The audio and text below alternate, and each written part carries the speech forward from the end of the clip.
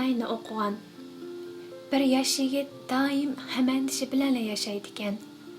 O'zining hech bir ishi anglashmayotgandek his qilib, bir psixik doktor bilan paranglashibdi. Doktor uning hikoyasini anglab bo'lgandan keyin uningga bir resept yozib beribdi. Yosh yigit buni ko'rib qattiq hayron qolibdi. Chunki reseptda qandaqdir biror dori yoki biror davolash uskunasi yozilgan bo'lmasdan, balki bir qurli xat yozilgan edi. Hatto kunda xushal, aktiv ruhiy holatda yashayotgan bir do'stingizni tepib, kunda aytgan, tush va kechda 3 vaqt ko'rishib turing deb yozilgan ekan. Yosh yigit bir ishini bir ishlamay shu bo'yicha ish qildi. Necha oydan keyin u xushal holda u doktorning yeniga berib tashakkurni bildiribdi. Chunki u burunqidek hamkin, passiv ruhiy holatdan butunlay qutulibdi. U doktordan buning sababini so'raganda, doktor kulib turib, o'zingizni xushal qilay desangiz, aktiv ruhiy holatli xushal kishilar bilan birga yashashingiz kerak. Hech qanday dori yaxshi bir do'stning yaxshi ta'sirini besib tusholmaydi deb javob beribdi. Do'stim burun menga mundaq bir ishni so'zlab bergan edi.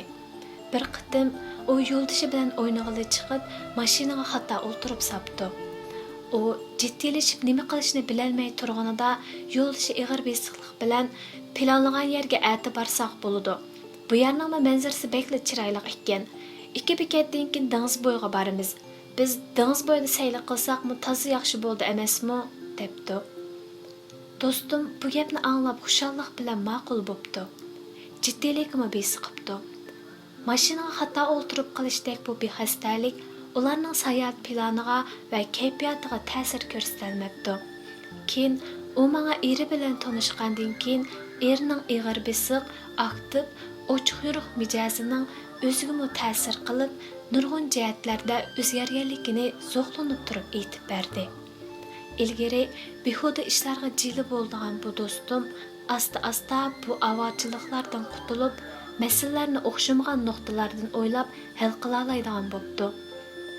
Agar siz passiv ruhiy holatdagi kishi bilan birga yashasangiz, uningki passivlik sizga yo'qidi.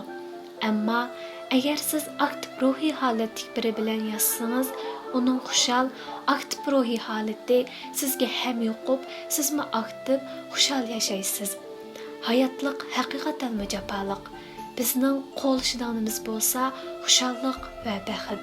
Shunga eng yaxshi usul bo'lsa, xushal va aktiv ruhiy holatlik kishi bilan birga yashash. Qadimkilar qozonga yo'liqsan qarisi, yamonga yo'liqsan yarisi deb nihoyat to'g'ri aytgan. Aktiv ruhiy holatdagi kishilar bilan birga yashashning qanchalik muhimligini ko'p qism do'stlar tunib yetgan bo'lsa kerak deb o'ylayman. Ilgari bir a'lochi o'quvchilar yotiqi haqidagi xabar torda ko'p tarqalgan edi. Yataqda 6 o'quvchi bor bo'lib, hammasi loyilash kasbining 4-yillik o'quvchilari edi. Bir yataqda yotgan kundan boshlab ular birga o'rganish qilib, musobaqalarga tan qatnashib, hayotidagi eng ahamiyatli 4 yilni birga o'tkazgan.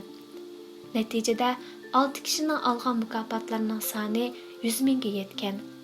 Erishgan mukofot summasi 180 mingdan ko'p bo'lgan. Ular o'tgan kunni eslaganida aramizda ba'zilarning kasbi kiyim-kechak loyihalash, yana ba'zilarining mahsulot loyihalash, lekin ko'pchilikning hammasi atigini chiqib, kechda qaytib, o'rganish va faoliyatlar bilan mashg'ul bo'ladi. Agar boshqa sinfdagilar bilan birga o'qiydigan kollektiv dars bo'lsa, biz 20 minut burun berib o'rin talashatdik. Hatto oxiri mavsumlik imtihon deganlarda doim birga o'rganish qilatdik degan. Bundaq quyuq o'rganish sharoiti bor yerda kechicha o'yin o'ynab, o'rganish qilmaydigan kishining chiqishini nihoyat tasdiq deyman. O'xshamagan kishi bilan yashaganda o'xshamagan turmush tajribasiga ega bo'lamiz. Aqlliq, zirak kishilar bilan birga yashasangiz, sizmi aqlliq, hushyor bo'lishingiz mumkin. Oliyjanob, isil kishilar bilan birga yashasangiz, kelgusingiz texmo parlaq bo'lishi mumkin. Liqqada aktiv energiyali kishilar bilan birga yashasangiz, sizmi aktiv, tirishchan bo'lib, muvaffaqiyatga texmo yaqin bo'lasiz. Horun, qo'ldan ish kelmaydigan, og'rinishni biladigan kishi bilan birga yassangiz, siz horun, o'rganish ruhi kamchil, ishunimi yo'q biriga aylanib qolasiz.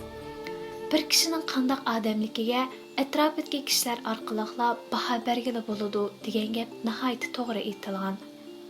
Muvaffaqiyat qozonay desangiz, passivlikni, og'rinishni, o'rinliqni rad qiling. Alg'a intilishchan, ritmliq, aktiv ruhiy holatdagi kishi sizning aloqa nishoningiz bo'lsin.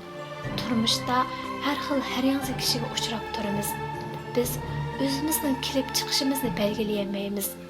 Ammo keyin birga yashaydigan kishini tamoman tanlay olamiz. Yinimizga kishini o'zgartira olmaymiz. Ammo qanday kishi bilan birga yashashni tanlash huquqimiz bor. Hammamizning qisqagina cheklik hayotimizda bir necha sirdosh do'st bilan bir sirdosh hamrohga erishishimizni umid qilaman.